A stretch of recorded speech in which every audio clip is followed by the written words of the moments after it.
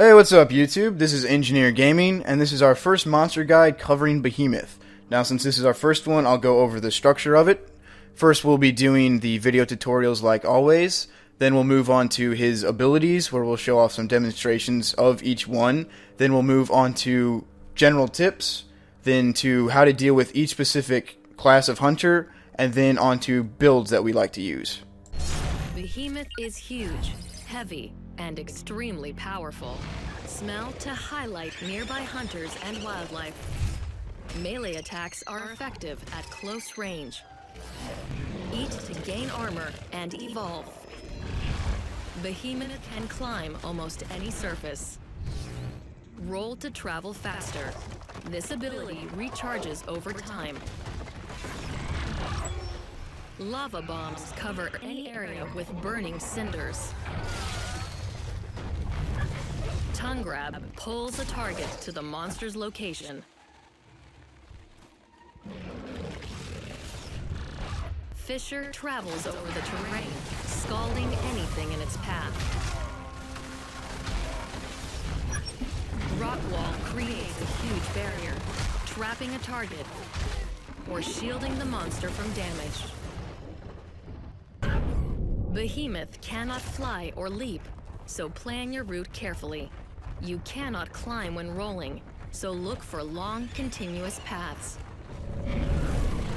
Rockwall presents a serious obstacle to hunters chasing you.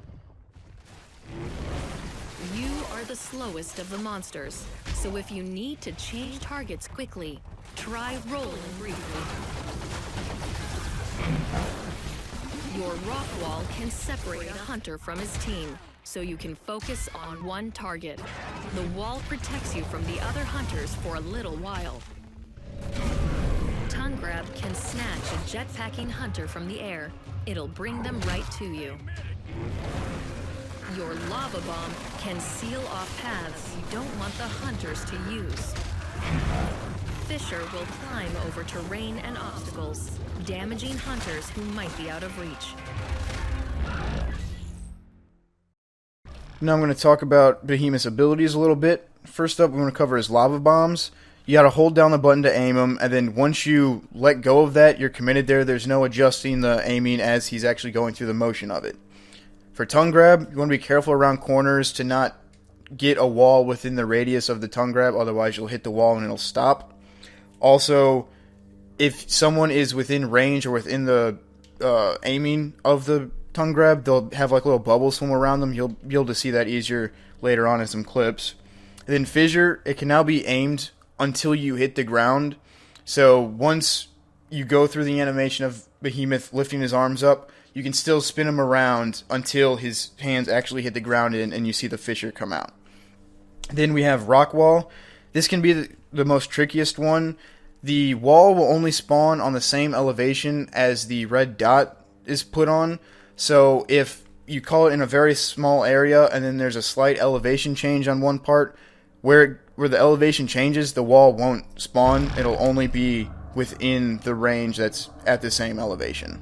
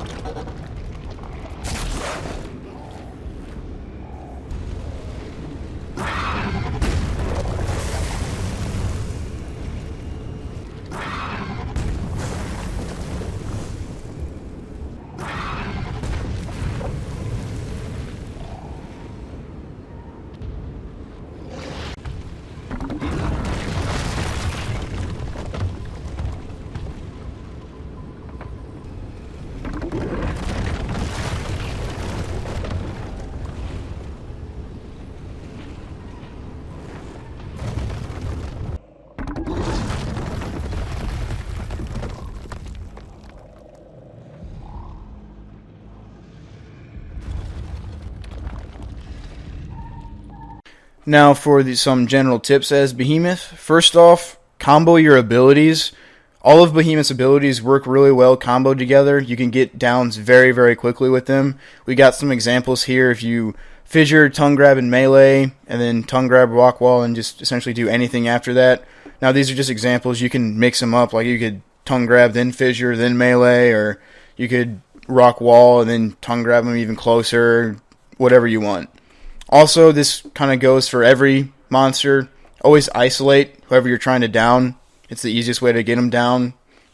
Just getting them away from everyone else, not having any help from the other hunters makes them very easy to get down.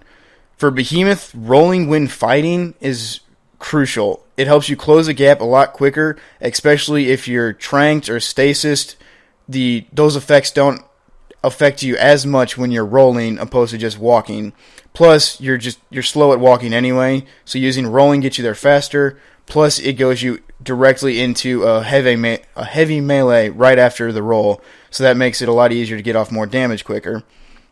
Also, location is very important. For one, the Rockwall is very glitchy when using. If it's slightly off in elevation, it won't use the full Rockwall, so that's one thing. But also, just Behemoth is very slow, again, so having to climb and move up and down and change elevations is horrible for him, and he's going to take a lot of damage doing it. So if you could find an enclosed, preferably a relatively flat area, or something that's really close quarters where you can use all of your abilities and combo them together well, that's where you're going to be your best. And now that we finished up those, we'll move on to how to deal with each individual class of hunters.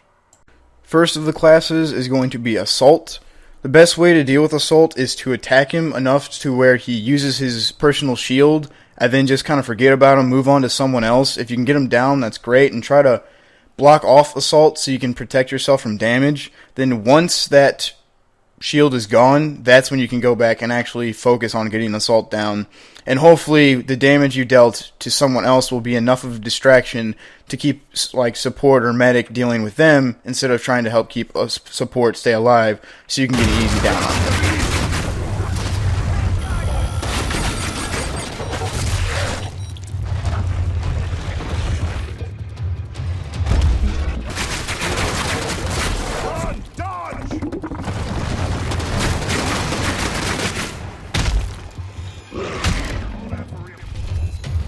Now for the Trapper class. Trappers like to run away as soon as you start to attack them, so use tongue grab to either bring them in close or use Rockwall to cut them off so that they can't get away from you. Then once again, just combo all your abilities to get them down. If they stasis you, roll around because that doesn't affect you as much. Or if you're harpooned, you need to stop and break those instantly because they will slowly roll.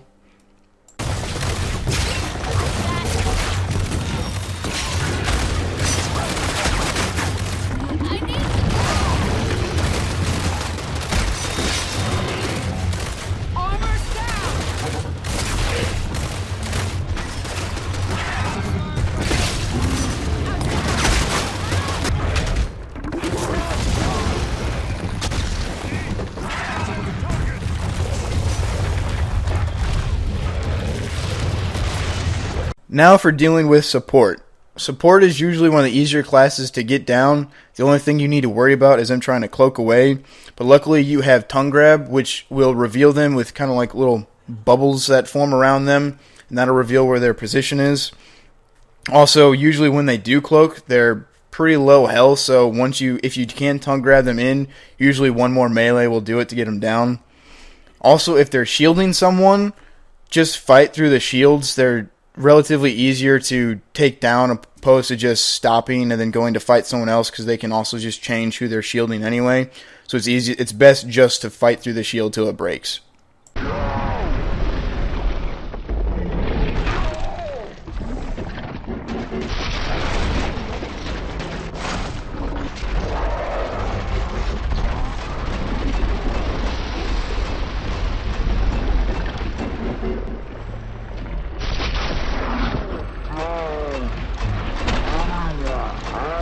Lastly is the Medic class. This is the easiest one to get down because they have no form of healing.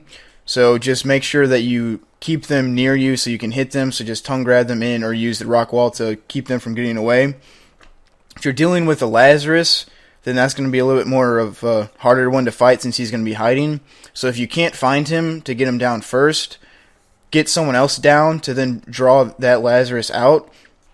And if you want to, just camp the body, because eventually Lazarus will have to come to try and revive him. So a good way to do that is to throw a lava bomb on the down body, because that will also make the body die quicker, also keeping other people from staying away. And if Lazarus does come in when he's cloaked, he'll be caught on fire so you can then see where he's going. And from there, he can still revive even if he's on fire, so you will need to run up to him and either use an ability or melee him to stop that revive. Then if you're dealing with like Val or Kyra or any healing from like a range, it's best to either get the person you're fighting isolated far away from them, or use a Rockwall just to cut off them from having line of sight so they can't heal the person you're trying to down. Target hit!